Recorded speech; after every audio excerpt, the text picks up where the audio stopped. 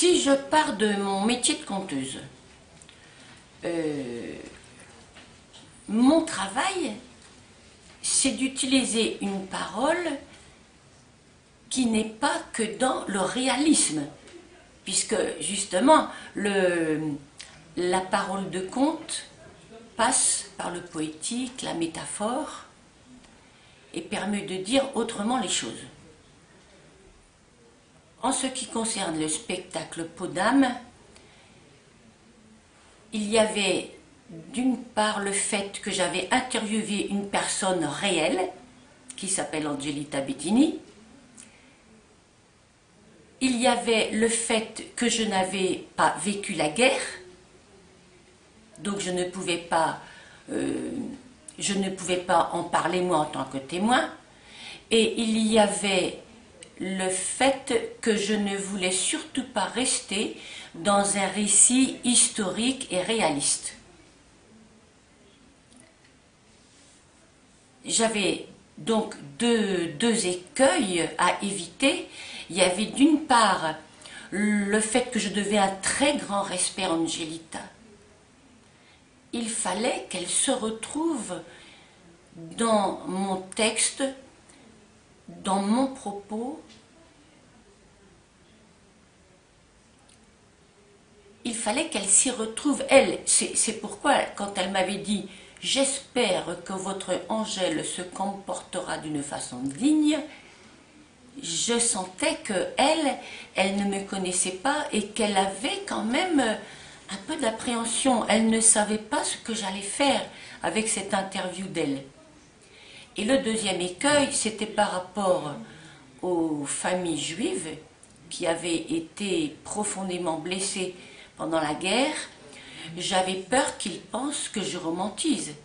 Quand je dis Blanche-Neige, tu crèves, et les petits nains ne peuvent rien pour te sauver, juste pleurer, juste se rappeler pour après raconter comme on a fait mourir des fées. Il fallait que les gens blessés s'y retrouvent. Alors, ça tient à quoi?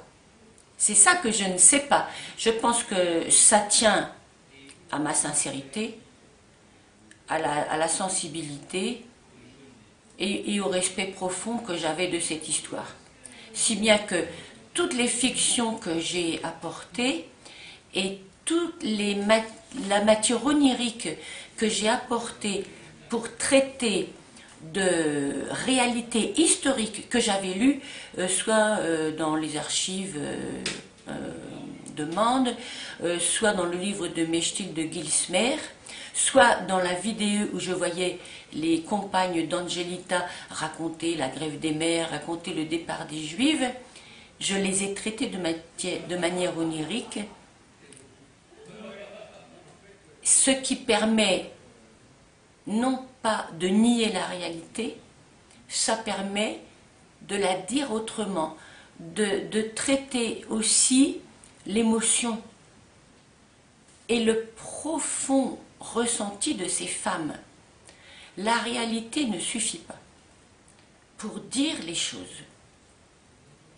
Quand je dis que Angèle rêve la nuit qui a suivi le départ des Juifs, quand je dis qu'elle rêve, qu'elle tombe dans un puits profond, mais qu'elle pense tellement à ses compagnes qu'une plante pousse le long des parois du puits, elle rêve qu'elle est capable de les sauver.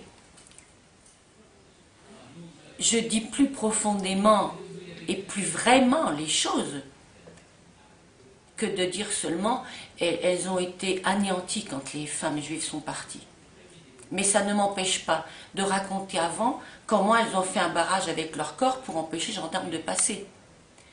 Et c'est ça qui m'intéresse, c'est d'utiliser ces deux paroles qui nous sont nécessaires dans la vie. Comment faire pour que nous soyons concernés? Et surtout, je veux dire à Gigi que ce fut une belle rencontre, Quelle rencontre! Et pour moi donc.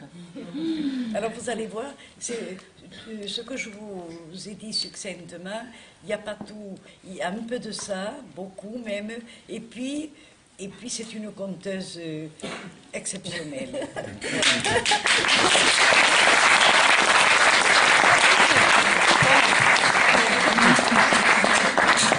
Alors je remercie la personne là d'abord, Angelica, parce que si je ne l'avais pas rencontrée, ça n'aurait pas du tout été le même spectacle.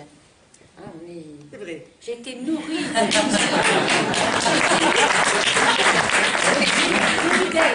nourrie d'elle.